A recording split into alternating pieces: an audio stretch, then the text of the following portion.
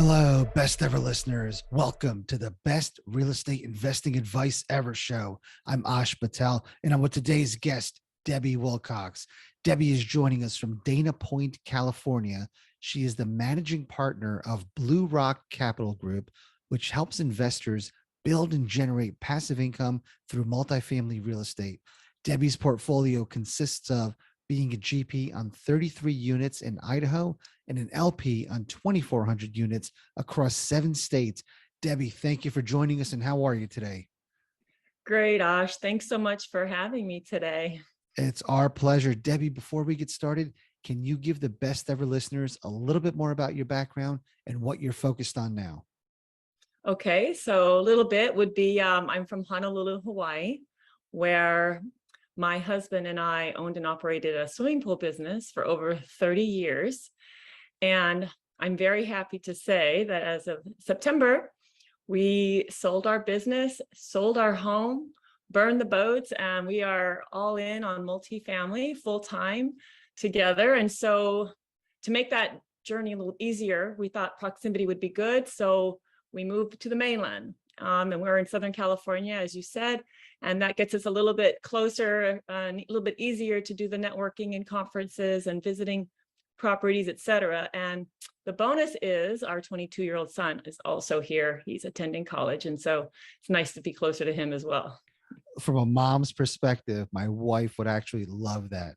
The funny thing Yeah. is, she's like, hey, so we're going to move to wherever our kids go to college. And I said, no, we're not.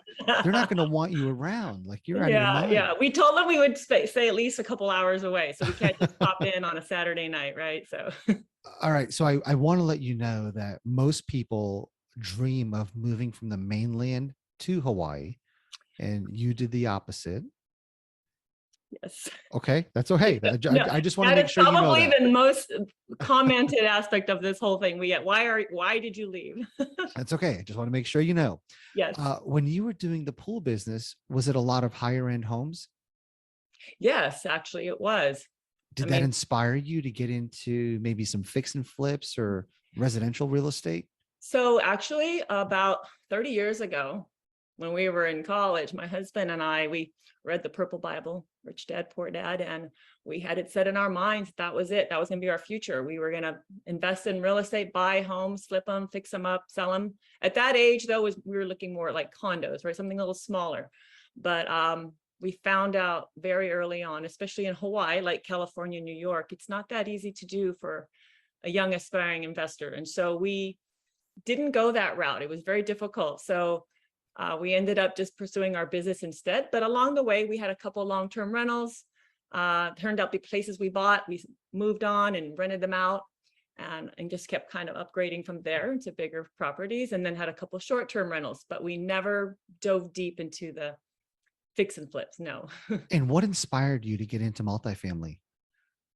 Oh boy.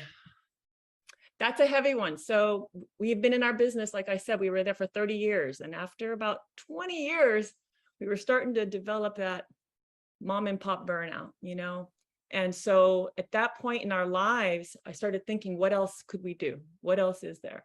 But at the same time, having been in something so long, whether it's a W-2 job or your business for 20 years, it's so comfortable, right? And we were doing so well.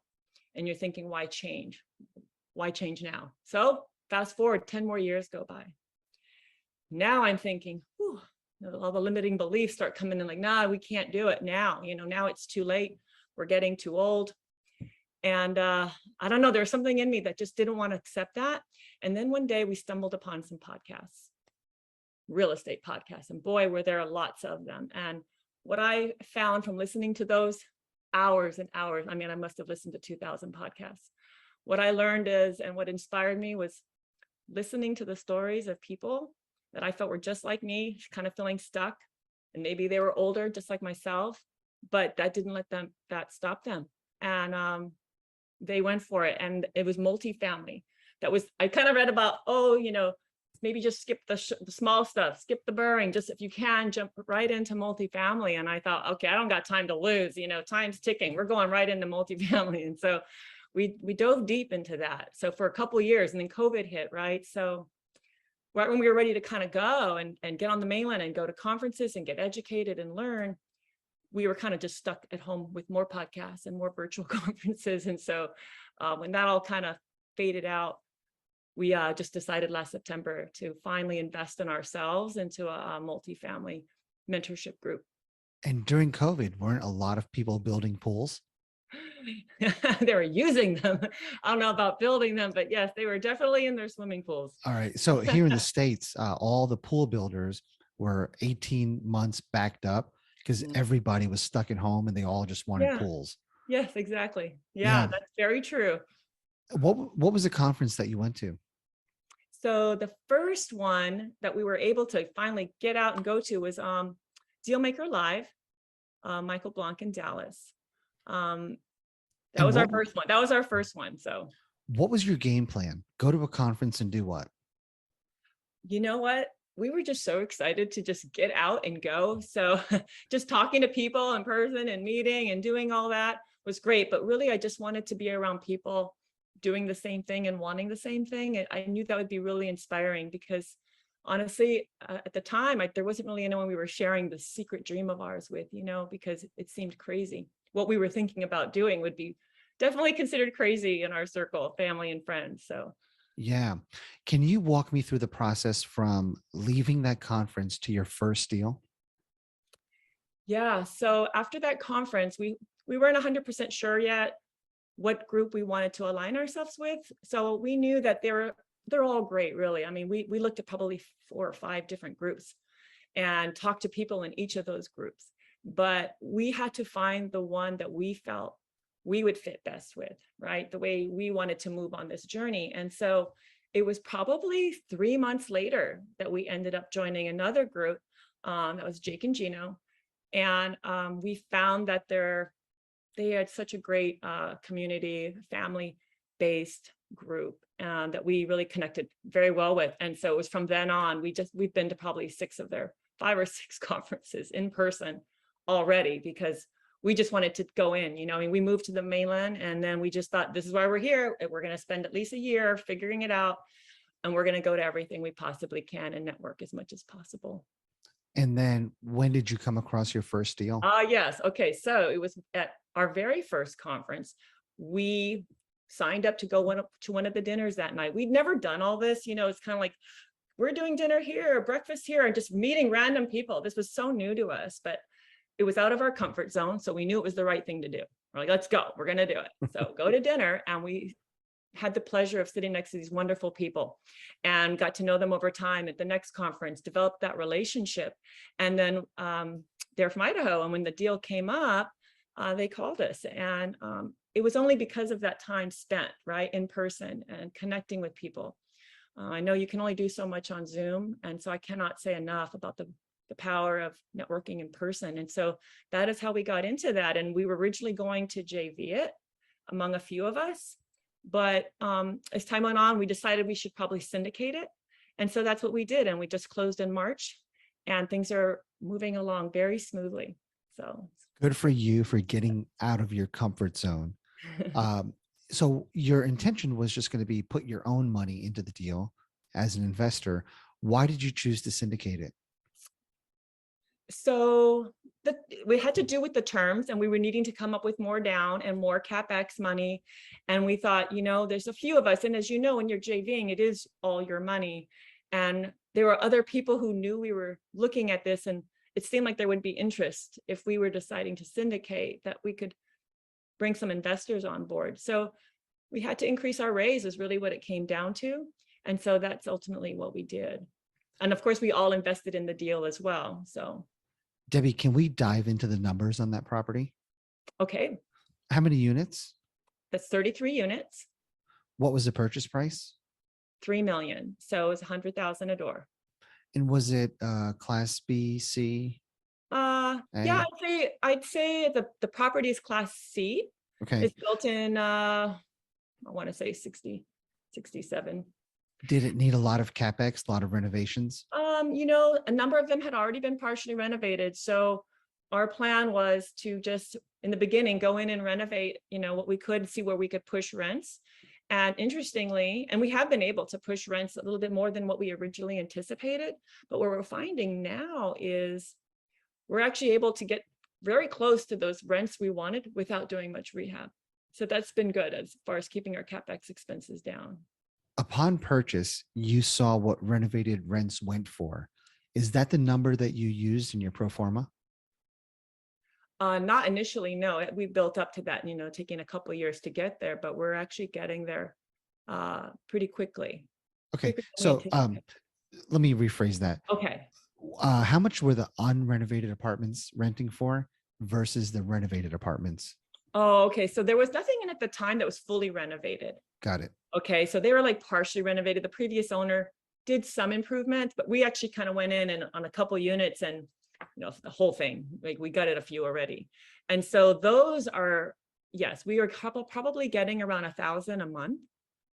But before we went in, the highest rents were probably around 700.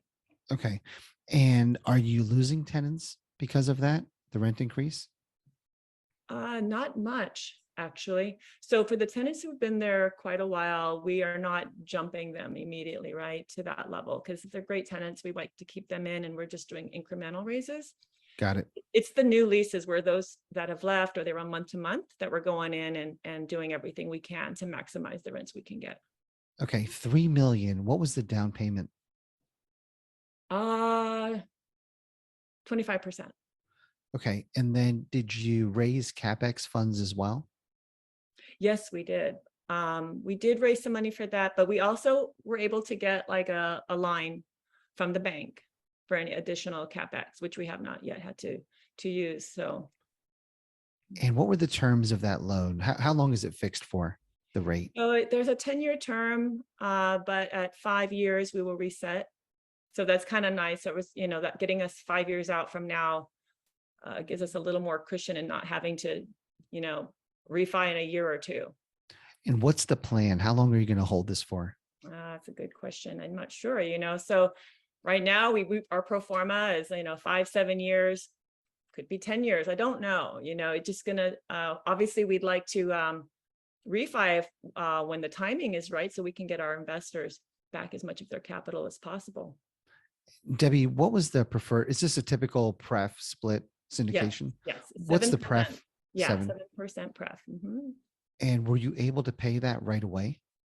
No, Based we on, just closed in March. And okay. so we are very busy just getting our renovations in right now. So when will the pref start? Hopefully by the end of the year. If not, we did let our investors know up front, so what to expect is that we were going to go in and try to rehab a lot of units.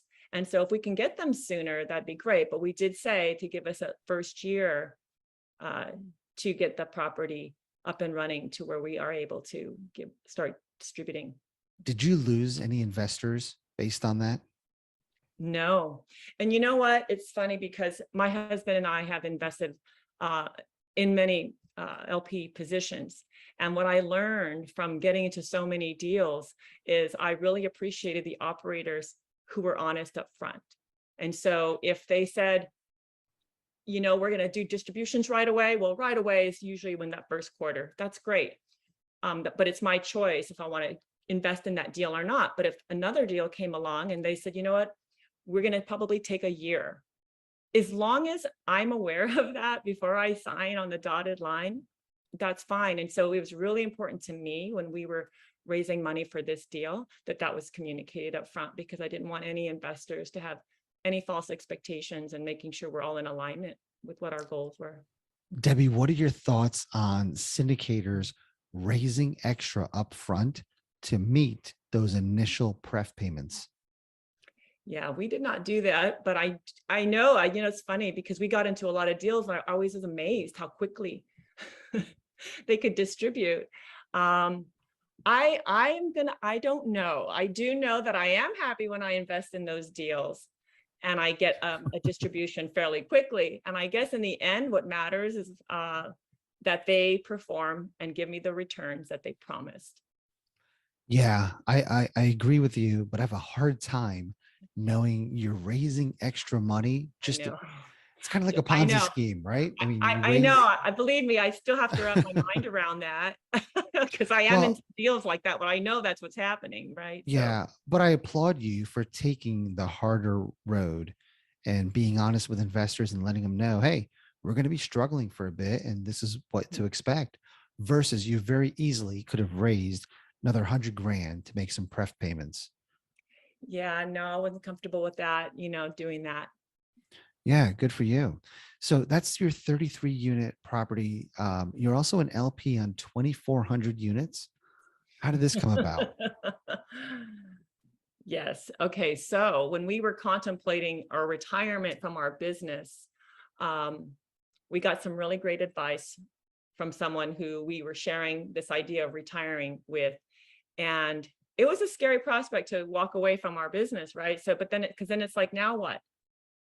What did we live in off of? And so their advice was, if possible, to try to invest enough where you can receive enough passive income to cover your basic expenses, your housing, your food, my son's tuition, the basic things we had to cover for at least a year. And so that's a lot of passive income. So we thought, how are we going to get there? We had already invested in a few, but it was going to take a lot more passive investments to get us to that number, that minimum expenses covered number. And so this is where the motivation came to sell our business and our home. I mean, this was our dream home. We were never going to sell that thing. It had so much equity, but the more we thought about it, it was just dead equity, right? Just sitting there. And it kind of held our future in that property. So I had to ask my husband, I said, you know what? Do we want to live in our dream home or do we want to live our dream life? And that was a tough decision. And so we decided to sell our home. And so the market is still going crazy in Hawaii, like many other cities around the country. And so between that and our business, we were able right away, we had in our minds, once we had that equity, how we were going to deploy it initially. So a lot of it went into passive income to carry us this year as we build our multifamily business as active investors. And we're now investing on our active side, trying to get ourselves to more As deals. those passive investments roll, would you continue to invest those as an LP or would you put it into your own active portfolio? The ultimate goal is to be completely passive, right? So it's so funny because we're trying to focus on getting more active, but boy, there's some great deals out there. There's like these great operators, and I keep finding myself wanting to be LPing in some of these deals because I do want to continue to be an LP for sure. But at the same time, I have to discipline myself and budget accordingly. So it's a good balance. You need both. I think, at least where I'm in a position where I want both. Yeah. So are you super passionate about being a syndicator or is it a means to getting your life that you want? I'm passionate about multifamily real estate. Am I passionate about syndicating and being a syndicator? I can't say that just yet. I've just done one. I'm also looking at, doing more JV deals this year. There's a little bit more of a sense of control. Being a syndicator, there's a lot of responsibility, right? I mean, you've got investors, and it's scary to be in that position. People are putting their hard-earned money in your hands. And so I'm an LP in a lot of deals too. And I hope that my syndicators that I've invested with treat my money the same way. It's not just a number on a piece of paper. This is, their future. They're hoping, that you succeed. So there's a little bit more pressure there, right? So I'm not really sure yet on how much more syndicating I'll do, but maybe as time goes on and more experience, and obviously with a strong team, it makes that much more That's a great comfortable. point. Debbie, what are you doing to find your next deal, find the next investors, find the next JV partner? Network. How are you Yeah. networking? Give me Oh some man, creative ways that it's you're like, networking. well, gosh, we probably network at least 4 calls a week on one-on-one, and then we're in, Zoom meetings a couple of times a week, and we're connecting. And then any opportunity to go to some of our educational, networking events in person, we go. And if there's anything in our community, we go. It's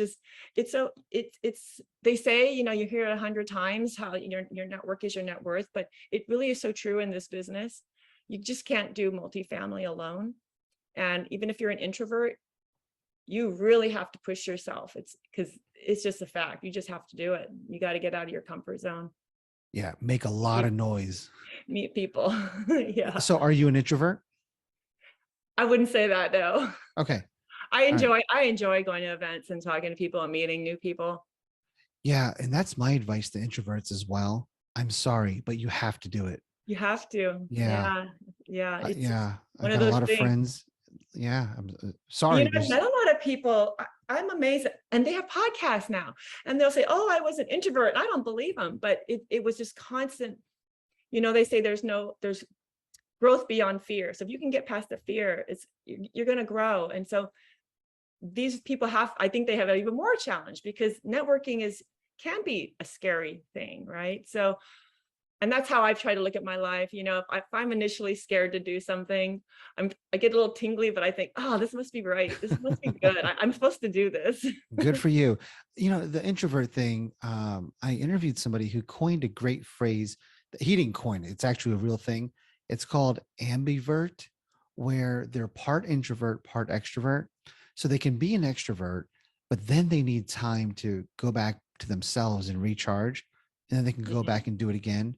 Okay, Whereas I'm just an extreme extrovert. I really? don't ever need time alone to Really? recharge. I want to Oh, be around people all the time. oh my God. I'm glad you told me that term because I think that would be me then. Okay, and that makes sense. Yeah. Based on your personality and your networking, putting yourself out there, that sounds right. So you just need a little bit of time to recharge. Yeah, like we were just at an event for 2 full days, networking, and I love it. But I had to sneak away like at lunch for 30 minutes to go in my room and just close my eyes, take a lot of deep breaths, and then get back out there. And I was ready to go again through the night, you know? Yeah. So me, 8 in the morning, I'm out of bed and off. I'd rather not go to the presentations. I'd rather sit in the hallway and interact with Oh, people. you're one of And those then people. I don't want to break till 3 or 4 in the morning when the Yeah. last person's going to bed. Oh, you're good. I And know then people I like just want that. to do it all over again. Yeah. That's awesome. Hey, is your husband in this business with you, or did you just drag him to the mainland because Yeah, you I wanted to kind do of this? kind of dragged him into it all, but Is he not in the business with you? you know, he is. No, Okay. we've been in business that's all we know, our whole lives. I mean, since we were 19. And so to do this, we've always had a passion for real estate. So he kind of drove that, our previous business. But although we're both in this together, I did take some like, come on, we're gonna do this. You know, we gotta burn the boats, we're gonna do it. I mean, it was really scary, but I felt like we had to do it. And so I did give him a little nudge. So, but we're in Yeah, this together. Debbie, you've had some great success in a very short amount of time, and the story has a lot of positives. What are some hard lessons that you learned? Oh, hard lessons. Okay, now let me think about that. Whether it was about people or deals, investors. Okay. Lesson I learned, a hard lesson was, and when we first got started, very eager, right? Because now we've left everything, very eager to just jump into anything, really. And I have to say, in the beginning, which wasn't that long ago, you know, people bring you underwriting and you look at a deal, you almost get too eager. And even though you have a sense that maybe I shouldn't do this, you just so want to do it so bad because they say, oh, that law, that first deal, just get the deal. And, you know, maybe it's not going to be great. And we were very close in a couple situations getting ourselves in that. And I learned very quickly that no matter how bad we want it, we have to be patient. The numbers have to work and the team has to work.